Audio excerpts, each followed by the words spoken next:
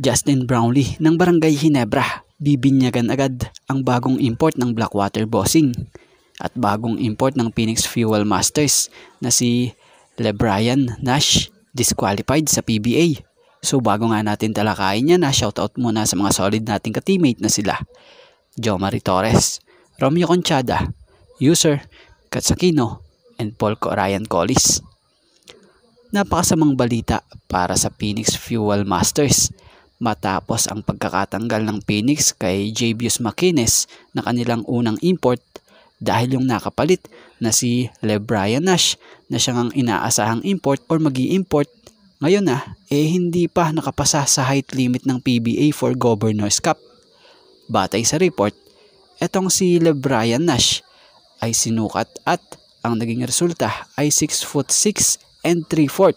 So kung titingnan natin patungong 6'7" na ito, so lagpas na sa 6'6" height limit ng PBA ngayong PBA Governors Cup. So sayang dahil napakahusay pa rin naman sana nitong si Nash na kung ay sure kung gumalaw ito at sure ball rin talaga kung tumira. Ika nga natin sa una nating naging pagtatalakay dito medyo style ni Jimmy Butler ang laruan nito. Sa mga hindi nakakaalam 32-year-old lamang itong si LeBrian Nash at nasa sa kanyang prime pa talaga. At about naman sa naunang import ng Phoenix Fuel Master na si Javius Maquines, bagamat andito pa siya sa bansa hindi naman ito pwedeng i-activate ng Phoenix dahil nga po sa ang nasabing player hindi nakalagay sa kanilang reserve list. Kaya sa susunod na magiging laro nga po ng Phoenix Fuel Masters ay maglalaro sila ng All Filipino kontra dito sa Rain or Shine na may kartadang 3-0 dito sa Group B. So matindi itong Rain or Shine na makakalaban nga po ng Phoenix Fuel Masters dahil wala pa nga pong nakakatalo pa simula nung magbukas ang PBA for 49 season. So sayang si Javius Maquines na nag-average sa Phoenix Fuel Masters ng double-double na 14.00 points per game and 14.5 rebounds per game.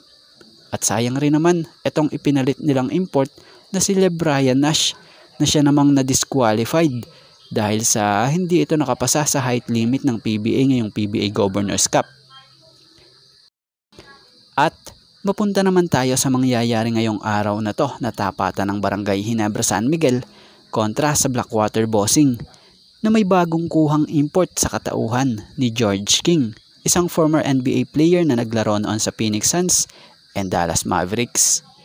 So itong si George King ay pumalit sa inalis na import ng Blackwater na si Ricky Ledo na siyang hindi nakapagbigay ng panalo sa nasabing koponan.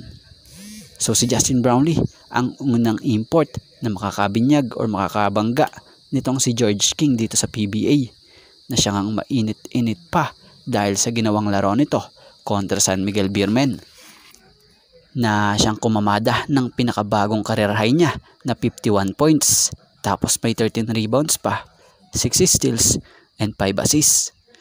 So ngayon ang Ginebra ay may kartada na 1-1 sa Group B at kasalukuyang hinahanap ang pangalawang panalo.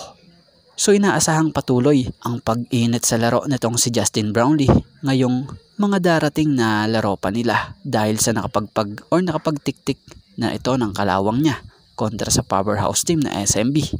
At ngayon pa unti-unti na nga pong nakakapag-adjust na si Brownlee sa kanyang ilang mga bagong kakampi.